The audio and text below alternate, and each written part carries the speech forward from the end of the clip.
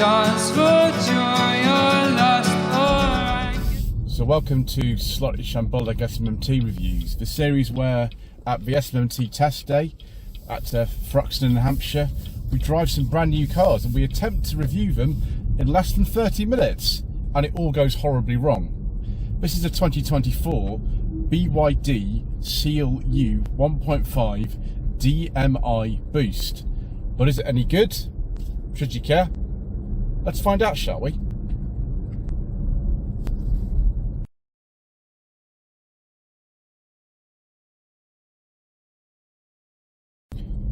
So the BYD Seal U is from a manufacturer that I don't honestly know very much about. Like the Aura 03 from Great Wall Motors and the forthcoming Armada and Jagu models from Chery. BYD is a brand from China, and they're used to making things like automotive batteries and that kind of thing. They've only recently dabbled into the world of cars after a long absence in this country. They used to actually make a car called the BYD E6 that you used to see around London as an electric taxi, but recently they've introduced a couple of models, the Atto 3, which is also an SUV, fully electric one, the Seal, which is an electric saloon, and the Dolphin, which is an electric car, one around sort of same lines as an MG4, something like that. This Seal U model is new for 2024. It's been on sale, I think, in some other countries, and you can buy a fully electric version of this car in places like the Netherlands. But at the moment, we've only got this DMI dual motor intelligent, I think it stands for, plug-in hybrid version. This Boost model is the base model. It costs somewhere in the region of £33,000, and it has a 215 brake horsepower combined output from the 1.5 four-cylinder engine and the electric motor. It feels actually quite quick, really. In 0 to 60, and this is about 8.9 seconds. The fully electric range that you can do in this car, I think we might put it into electric mode now if I can find the button for it. There we go, EV. There we are, and it will do up to 50 miles on a full charge. It feels very, very quiet, very, very quiet indeed, and it feels quite quick. You can go for a more powerful version. Right at the top of the range there is the design model, which is 0 to 60 in 5.9 seconds. It has about 320 horsepower and four-wheel drive. This is only front-wheel drive for this particular car. Going through the bends, it's not as bad in terms of handling as I've heard that some people said it is. It does feel quite tall, and the ride is a little bit strange. It's at one point sort of jiggly, but also it's soft. I don't quite understand why that would be, but you know, there we go. I am, although, quite enjoying it. I'm sort of thinking about other cars that have a similar powertrain, like the brand new MG HS plug-in hybrid, and also the Hyundai Tucson and the Kia Sportage. The main rival really is the MG HS plug-in hybrid. It actually costs a little bit less than this. It starts at about £31,000. This is about £33,000. So sort of similar. It's very, very easy to drive though. It's very comfortable in this seat. I like the sort of blue stitching that's in bits of this cabin. It sort of gets on with it fast. You can imagine this being quite a good motorway car, actually.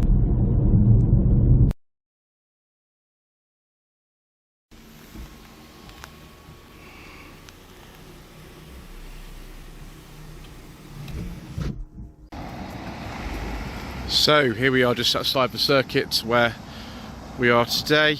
It's difficult to find places on it that might be completely quiet because there's lots of other people testing cars as well. But yes, I've never driven a BYD before in my life. This car looks, I suppose it's handsome enough. It's not maybe the most inspiring design I've seen, but for the target market of this car, I don't think it needs to be. One thing you'll notice straight away is that we don't have Build Your Dreams on the tailgate, as I've seen on some other BYD models. I think they've removed that for the UK market because it's probably not to everybody's taste. Let's open up the boot. We've got a power tailgate on this, excellent. That's like a storage cover. The boot on this is a little bit small. I'm actually quite surprised, considering how big the car is. It's about 425 litres, which isn't actually anywhere as big as its main rival, something like the MG HS plug-in hybrid. It would be about 507 litres, for example. So we lift that up, and then we've got various bits and pieces underneath there. Tyre inflator kit, of course. Some of the batteries will be in the bottom of there. I think actually a lot of the batteries are quite low down in the car, which might account for the very stiff chassis that this has and the slight sort of wobbliness you do feel over certain bumps. Yeah, we've got LED boot lamp. It's a bit disappointing in terms of the overall size of it, but it's not too bad, I suppose. Let's close that. If we get into the back, I've heard this is a huge car in the back, and well, it is. It's absolutely huge. We've got the Infinity sound system in here as well. We've got this nice sort of stitching, and hoping we can actually get the sort of blinder, because it's a bit dark otherwise. We'll see how we go, see if it's all right. Yeah, it's okay. It is quite dark, with a dark headliner as well. I should have actually opened that blind, shouldn't I? I'll have to do that later. Got two USB-C ports down there, which is very modern.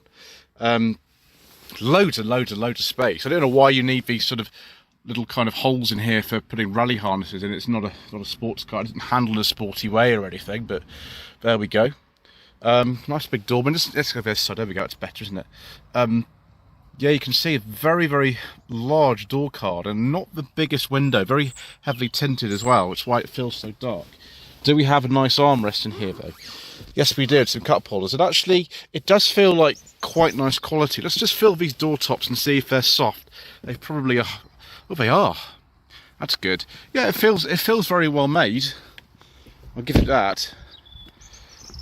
Keyless entry, of course. The overall design does look quite nice. I'm actually more impressed with the interior of this car than I am with the exterior. Exterior is fine. It's just, I think the interior is a better aspect of it. So if we turn it on, which is this button down here, do we have a way of kind of opening this this roof? Yes. Ah, that's better. Why didn't I do that before, viewers? Excellent. Fantastic. Okay, so one of the main things about a BYD is this sort of central touchscreen, which is a 15.6 inch screen it is in this, and you can see it barely clears my mount. It's absolutely huge. I think actually I prefer it this way around personally. I don't know why. There we go, the back button's quite evident, isn't it? So yeah, ventilation control is easier to see in this mode, I think. It's a shame that everything's in here, but you know, if they try to rival Tesla or whoever, I suppose that's what they got to do. Controls in here, we can see we haven't got a rev counter exactly, but it's a plug-in hybrid, so we've got charge, eco and power modes. There is also head-up display. I don't know if you can see that. There we go.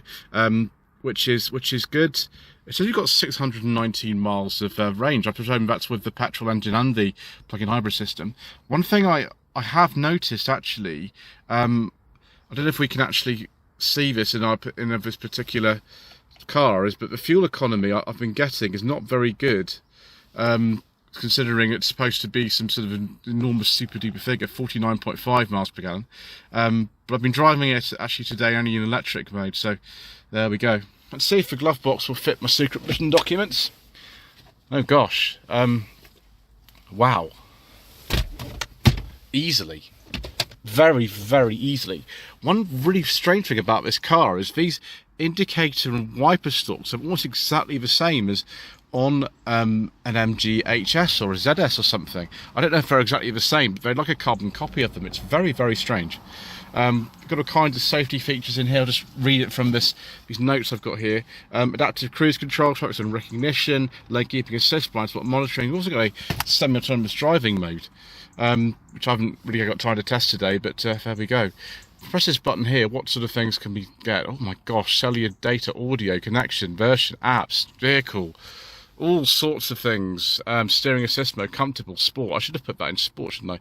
Brake assist, we can do the lights, head-up displays.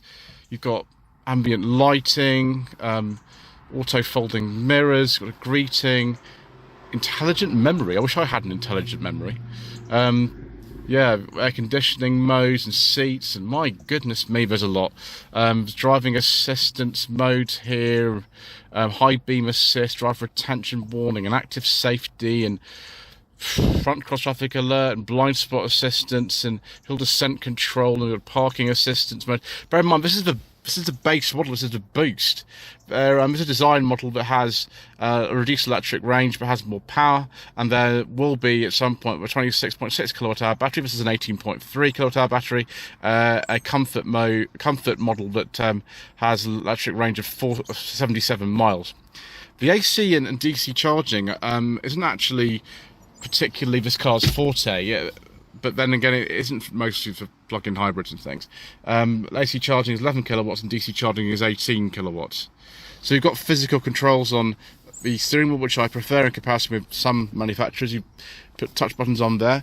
Tiny little button for releasing the fuel flap. Hopefully you'll be charging this a lot and getting the most out of it, so you won't actually need to fill it up too much, but you know, you might do. Enormous door bins again, huge door bins. And actually, if we had to get out to, to look at this properly, power folding mirrors, of course, and there's the button for releasing the boot. Huge big door bins, and just a general feeling of actually quite nice quality in this. I imagine if it was dark, we'd see the ambient lighting there. So yeah, let's have a look under the bonnet, shall we, and see what lurks there. Interesting, there's no physical bonnet catch. I mean, I just pull it twice, which is easier for finding it in the dark and white, isn't it? So yeah, here is the engine. We've got combined output of 215 horsepower in this Boost model. Doesn't actually look as scary under here as I thought. We've got gearbox under there, and we've got some of the hybrid system. We've got 2 batteries, 2 cooling systems. But this looks like a normal 1.5 4-cylinder engine otherwise, which is normal. LED lights, of course, front parking sensors. Very well equipped. I like this colour as well. The colour is quite pleasant, I think. Yeah, I think that's most of it really. I suppose we better take it out for another spin.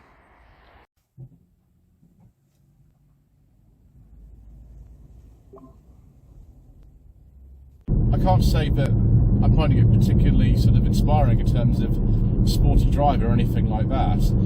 One thing I keep wanting to do, and I'll see if I can do this, is rotate this enormous touchscreen. Let's see if we can rotate it. It's a 15.3 inch touchscreen. Absolutely, utterly enormous. There's the button, there we go. Oh yes, please. In the portrait mode, it almost hit my car bound. Thing is that with it in the portrait mode, I think it's a bit less distracting. It's a lot more obvious where the heating and ventilation controls are. There are no physical ones in here, and it just sort of has navigation at the top, Spotify in the middle, and then at the bottom it's for radio. Going around this roundabout again, the right is a little bit unsettled. It's a lot more unsettled than I thought it would be, but also it just feels like the suspension's very soft, so it's really not the best thing on these sort of country roads when I'm on near Thruxton. I'm not allowed to go on the circuit itself, but I am allowed to drive nearby. It's yeah, I suppose a competitive car for the class. The previous model MGHS plug-in hybrid wasn't necessarily the best to drive either, so I suppose I've got that in common. Let's put that back and see if it just sort of moves. There we go. I'll have to get an insert of that doing that a bit later on. But yeah, absolutely huge. You've got a digital driver's display as well. It all does feel quite well made. You've got soft touch materials, so everywhere you care to look. Really, I've got no experience of this brand really at all, other than having seen the seal and the dolphin last year when I was at the British Motor Show in Farnborough. So I don't know an awful lot about BYD the company or sort of where the future is heading. But you know, from the first drive of this, it feels very capable. I just wish that sort of ride and handling balance was a little bit better than this. Just found a section down here with little things. You've got I think a micro SD card and 2 USB-C ports. Cup holders there, then this big cubby with That's I think a little torch. That's quite handy. And then wireless charging pad and a place for the key just down there. Selector there for the EV mode, and then the start, stop and the normal driving modes there. Excellent.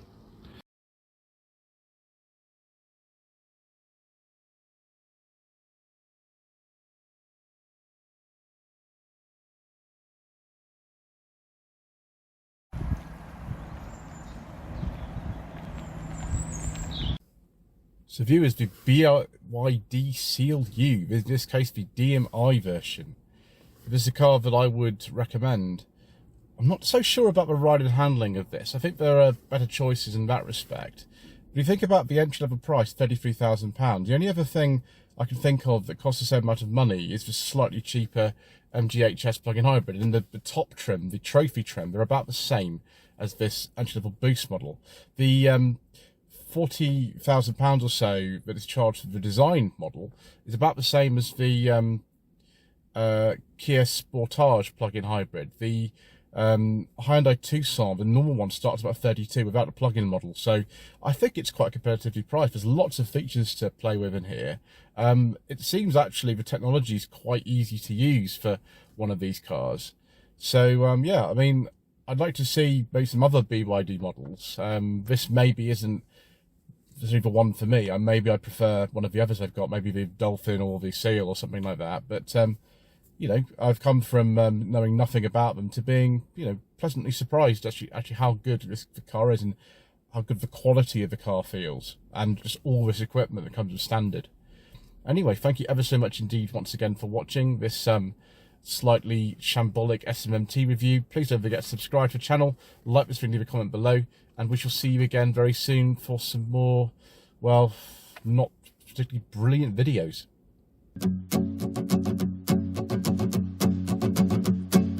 1, 2, 3, 4.